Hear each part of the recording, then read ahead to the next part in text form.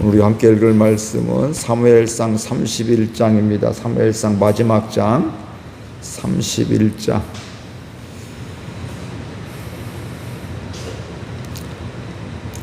블레셋 사람들이 이스라엘을 침해 이스라엘 사람들이 블레셋 사람들 앞에서 도망하여 길보아 산에서 엎드러져 죽으니라. 블레셋 사람들이 사울과 그의 아들들을 추격하여 사울의 아들 요나단과 아비나답과 말기수아를 죽이니라. 사울이 패전함에 활수론자가 따라잡으니 사울이 그 활수론자에게 중상을 입은지라. 그가 무기를 든 자에게 이르되 내 칼을 빼어 그것으로 나를 찌르라. 할례 받지 않은 자들이 와서 나를 찌르고 모욕할까 두려워하노라 하나 무기를 든 자가 심히 두려워하여 감히 행하지 아니하는지라. 이에 사울이 자기의 칼을 뽑아서 그 위에 엎드러지매 무기를 든 자가 사울의 죽음을 보고 자기도 자기 칼 위에 엎드러져 그와 함께 죽으니라. 사울이 그의 세 아들과 무기를 든 자와 그의 모든 사람이 다 그날에 함께 죽었더라. 골짜기 저쪽에 있는 이스라엘 사람과 요단 건너쪽에 있는 자들이 이스라엘 사람들이 도망한 것과 사울과 그의 아들들이 죽었음을 보고 성읍들을 버리고 도망하며 블레셋 사람들이 이르러 거기에서 사니라.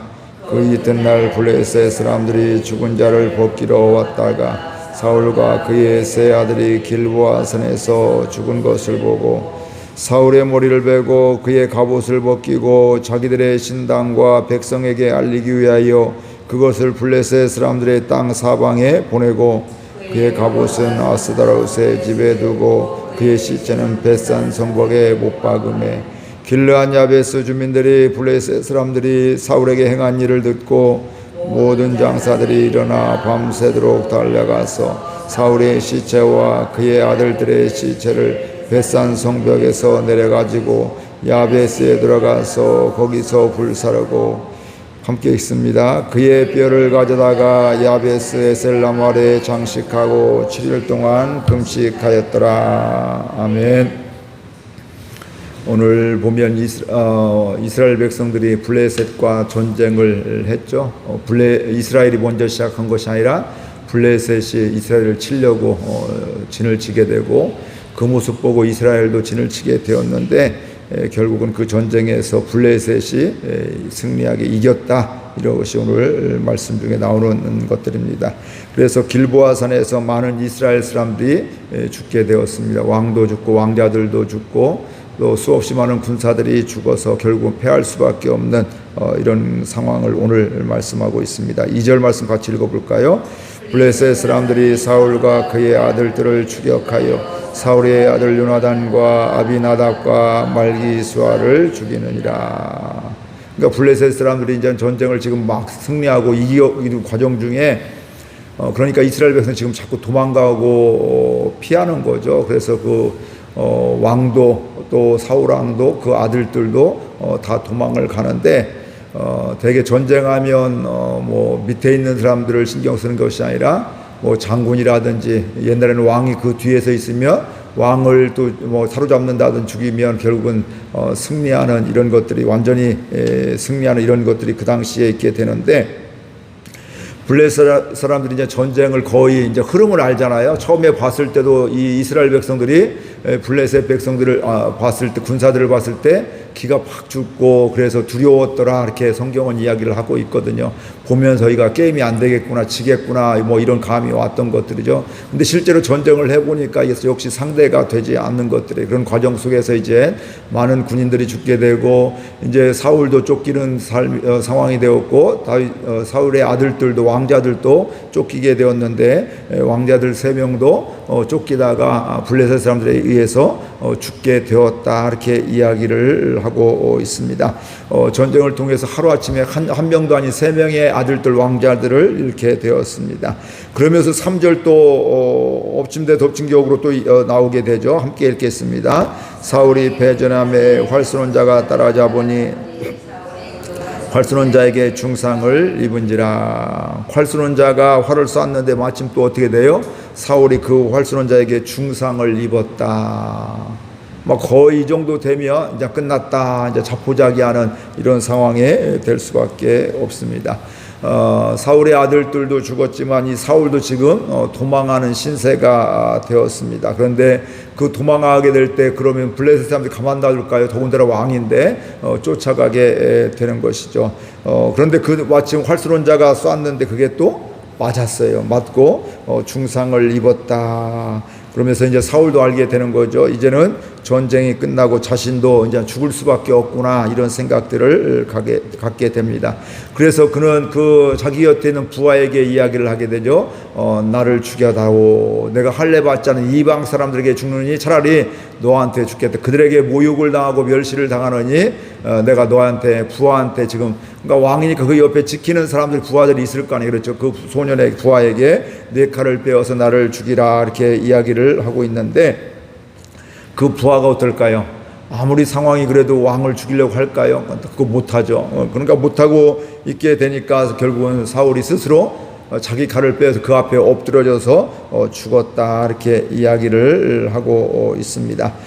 그러니까 무기든 자도 사울이 죽음을 보고 그 다음에 어떻게 하냐면 자기 칼을 뽑고 자기도 거기에 고꾸라져서 자기도 죽었다, 이렇게 그 정도, 그 부하도 이렇게 이야기를 하고 있습니다.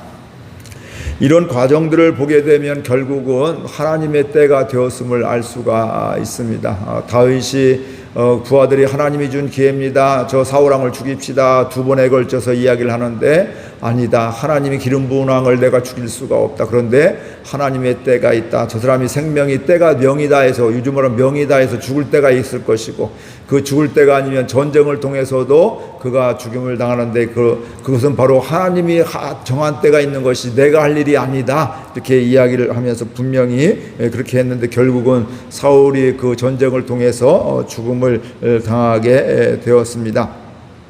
근데 이게 하루아침에 이렇게 된 것이 아니라 사실은 이 사울이 왕이 됐을 때만 해도 하나님의 마음에 들었단 말씀이죠. 하나님의 마음에 합했는데, 하나님 마음에 들었는데 그가 시간이 지나면 지날수록 자기 권력 때문에, 자기 또 세상의 권세 때문에 이제 왕의 권력이 얼마나 큰지 하나님을 잃어버리고 내 마음대로 제사도 드리게 되고, 그렇죠. 하나님 말씀이 모든 아멜렉 사람들을 진멸하였는데 왕도 살려주고 짐승들도 살려주면서, 명목은 이 짐승들을 살려준 것은 좋은 것만 골라와서 제사 드리려고 했습니다, 예배 드리려고 했습니다, 항변했지만 왜 이렇게 순종이 제사보다 낫습니다, 이런 이야기도 듣게 되고요. 뭐 이러면서 하나님이 그를 왕으로 세운 것을 후회하셨다, 이렇게 말씀하고 있으면서 그 다음에 그 다음을 위해서 왕을 다윗에게 기름을 부었다, 이렇게 이야기를 사무엘을 통해서 이야기를 하고 있습니다.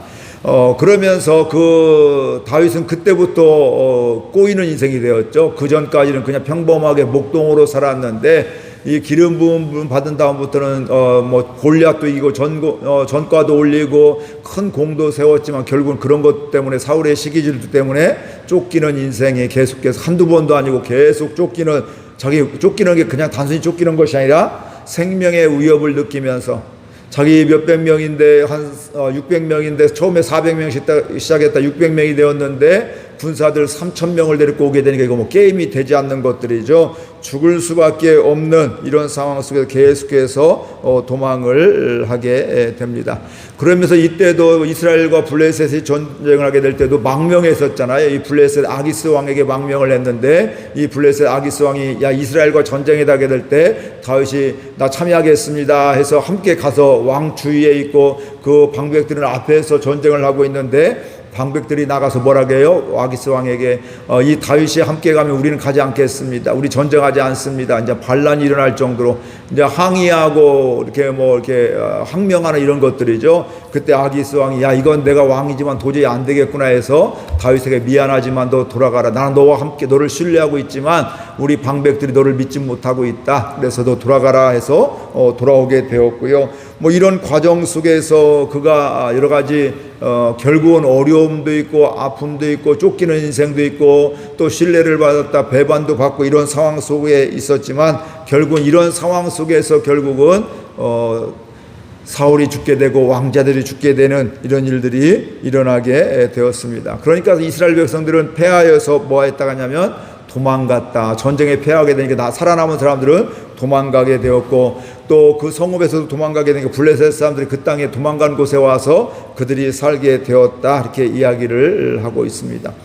그러면서 이 길르앗 야베스라는 사람들이 사울이 죽었다는 이런 전쟁에서 패하게 되고 자기 칼에 엎드려서 죽었다는 이런 이야기를 듣게 되어서 그들이 밤새도록 달려가서 그들을 그 사울의 시체를 가져와서 7일 동안 장사하고 금식했더라. 이렇게 이야기를 하고 있습니다. 이 길르앗 야베스 사람들은 뭐냐면 그 전에 사울에게 은혜를 입은 사람들입니다. 암몬의 족속의 나하스가 이 길르앗 야베스 사람들에게 전쟁을 선포했을 때 죽음의 위기 속에서 사울의 도움으로 이 길르앗 야베스 사람들이 살게 된 거예요. 그러니까 사울 때문에 이스라엘 백성들 때문에 이 길르앗 야베스 사람들이 살게 되었으니 이 은혜를 갚게 된 그 은혜를 기억하는 것이죠. 야, 사울왕이 우리를 살려줬는데, 우리 죽을 수밖에 없었는데, 우리 망할 수밖에 없는데 저 사울왕이 살려줬는데 사울왕이 이런 일이 있다네. 그러니까 어떻게 돼요?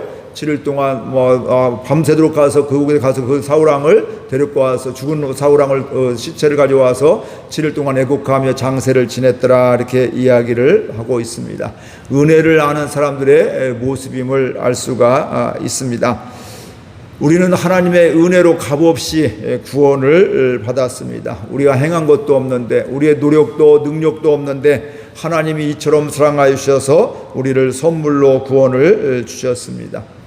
다른 무엇보다도 이 하나님의 은혜, 하나님의 구원을 감사하며 하나님이 날 구원해 주신 것을 기억하며 그게 믿어지면서 다른 무엇보다도 그 하나님의 은혜를 알고 하나님 안에서 살아가는 저와 여러분들 될 수 있기를 바랍니다. 그러면 그 은혜로 살아가면 하나님 앞에서 살아갈 수밖에 없고요. 또 하나님이 기뻐하는 삶을 살아갈 수밖에 없고, 그렇게 되니까 내 삶을 통해서, 우리 교회의 삶을 통해서 또 어떻게 될까요? 하나님의 뜻이 펼쳐지게 되게 되어 있고 하나님이 왕되어지는 이런 일이 있어지게 되는 것입니다.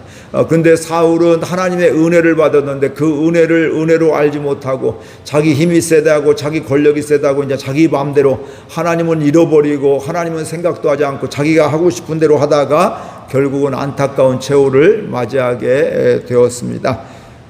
오늘은 사울과 같은 사람이 아니라 다윗과 같은 사람이 되어서 마음과 뜻과 정성을 다해서 하나님을 사랑하고 또 하나님의 은혜를, 구원의 은혜를 감사하면서 하나님이 왕되어서, 내가 왕이 아니라 하나님이 왕되어서 내 맘대로가 아니라 하나님이 기뻐하신 뜻대로 살아가는 저와 여러분들 될 수 있기를 주의 이름으로 축복을 드립니다. 오늘도 사울의 마음이 아니라 다윗의 마음으로 살아가는 그것이 매일매일 쌓이면 그게 그곳에서 다윗과 같이 하나님의 승리가, 하나님의 또 구원이, 하나님의 능력이 내 삶을 통해서, 우리 교회를 통해서 흘러나갈 줄로 믿습니다. 우리 말씀 생각하면서 함께 결단하며 기도하겠습니다.